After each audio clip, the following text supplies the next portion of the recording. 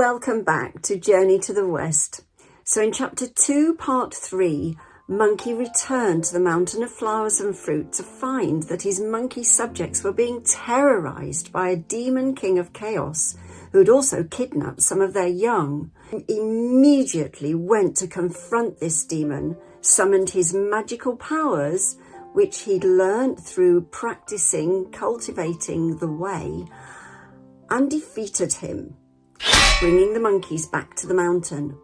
All the monkeys were so happy to have their king back and to learn of their new family name of Wukong. This is chapter 3, part 1. Across the 4 seas all bow. Sun Wukong erases his name from the underworld. We have related how the handsome Monkey King returned home in glory, bringing a large sword he had captured when he killed the Demon King of Chaos. From then on, all the monkeys practiced the military arts every day. He asked the little monkeys to cut down bamboo to make spears, carve swords out of wood, and learn to use banners and whistles. They learned to advance and retreat and build a camp with a stockade around it. They spent a lot of time practicing these skills. One day, Sun Wukong was sitting in his seat of meditation when he wondered, what would happen to us if our games were taken for the real thing? What if it alarmed some human monarch or gave offence to some king of birds or beasts? They might say that we were having military training for a rebellion and attack us with their armies. You would be no match for them with your bamboo spears and wooden swords. We must have really sharp swords and halberds. What are we to do about it? When the monkeys heard this, they all said in alarm, "Your Majesty has great foresight, but there's nowhere we can get them." When it was the turn of 4 older monkeys to speak, 2 bare-bottomed apes and 2 gibbons, they came forward and said, "Your Majesty, if you want sharp weapons, they can be easily obtained." "How could it be easy?" asked Sun Wukong. "To the east of our mountain," they replied, "there is a lake some 70 miles wide that is the boundary of our country of Aeoli. This country has a princely capital, and huge numbers of soldiers and civilians live in the city. It must have workshops for gold, silver, bronze, and iron. If you went there, Your Majesty, you could either buy arms or get them made. Then you could train us to use them in the defense of our mountain. This would give us long-term security." Sun Wukong was delighted with the suggestion. "Wait here till I go there," he said. Splendid Monkey King, he leapt onto his somersault cloud, crossed the 70 miles of lake, and saw that on the other side there was indeed a city, a moat, streets, markets, 10,000 houses, 1,000 gates, and people coming and going in the sunlight. There must be ready-made weapons here, Sun Wukong thought, and getting a few by magic would be much better than buying them.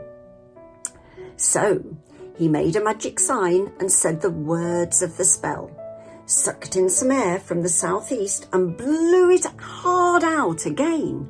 It turned into a terrifying gale, carrying sand and stones with it. Where the storm blew, the Prince of Aeoli fled in terror, and gates and doors were shut in the streets and markets. Nobody dared to move outside. Sun Wukong landed his cloud and rushed straight through the gates of the palace to the arsenal and the military stores, opened the doors and saw countless weapons, swords, pikes, halberds, battle axes, bows, scimitars, forks, spears were all there. At the sight of them, he said happily, "How many of these could I carry by myself? I'd better use my magic for dividing up my body." Handsome Monkey King, he plucked a hair from his body, chewed it up, spat it out, made the magic sign, said the words of the spell, and shouted, "Change!"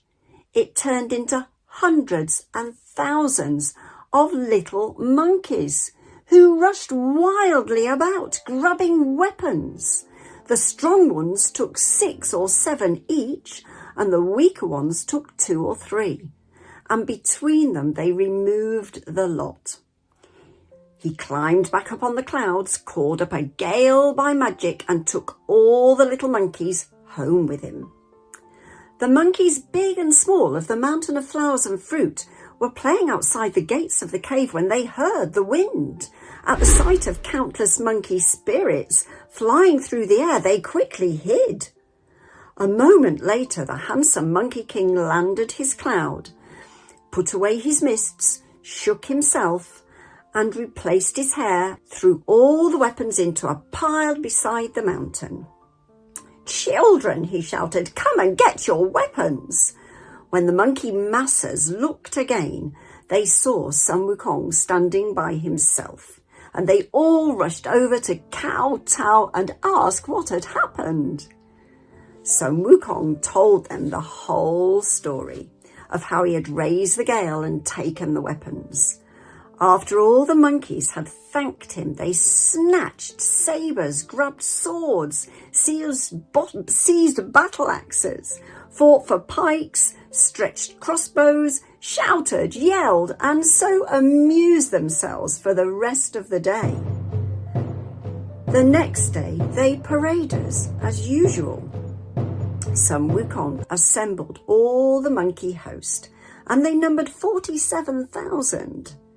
This alarmed all the beasts of the mountain: wolves, monsters, tigers, leopards, foxes, lions, bears, stags, wild boar, rhinoceros, little dogs, huge dogs.